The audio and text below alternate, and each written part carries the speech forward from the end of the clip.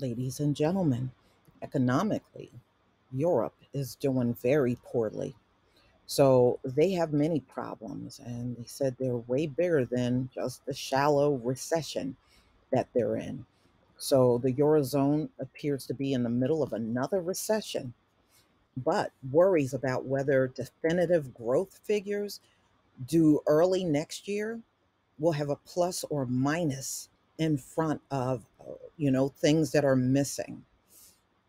The good news is that the 20 nation currency unit is set to avoid deep contraction that could scar firms, households, and banks for years. The bad news is that growth is hovering around zero with little out there to fuel a meaningful recovery. Economic headwinds are so strong that the next year will also be challenging, and fading growth potential suggests the Eurozone would struggle to expand much more than 1%, even with a robust rebound. So, deep structural problems mean Europe is bound to trail most other big economic areas for years to come. So, they said, at the short term outlook is not great, but not terrible. Data on Tuesday shows the gross domestic product shrank 0.1% in July through September from the previous 3 months, pointing to a shallow recession. If a weak fourth quarter follows, as early indicators suggest, but growth has been broadly flat all year, and record high interest rates, a byproduct of the inflation surge, along with tighter budget spending, will limit expansion to just 0.6% next year, according to Reuters. Optimists, including the European Central Bank, and this is their chief economist, Philip Lane, said that demand should recover as workers are now enjoying a rebound in real wages that will boost confidence. The labor market remains tight, and the world economy is rebounding. So, external demand is also likely to be healthier. But others say there is little to suggest the sort of rebound and confidence in ECB on banking, citing high borrowing costs that hold back investment, a softening labor market, and overseas demands falling short of what was hoped. Europe has been going through a zero growth and is headed into the year in which both monetary and fiscal policies are designed to put the brakes on growth. Unicredit economics advisor Eric uh, Nielsen. So the European economy is flat on its back for about a year, and the monetary and fiscal policy plans for 2024 seems to accept the high probability of another lost year. Europe's work age population is set to shrink while productivity gains are small. Businesses complain the bureaucracy is increasing, making them less competitive, while the Eurozone integration into an economic union is stalled with a little apparent political will move forward.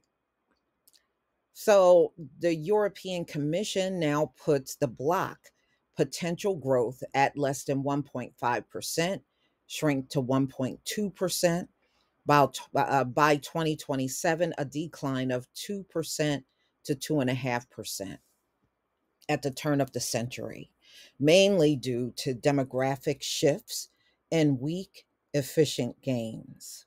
Yeah, because the population is shrinking fast. over in Europe, and virtually all of the countries have a low birth rate.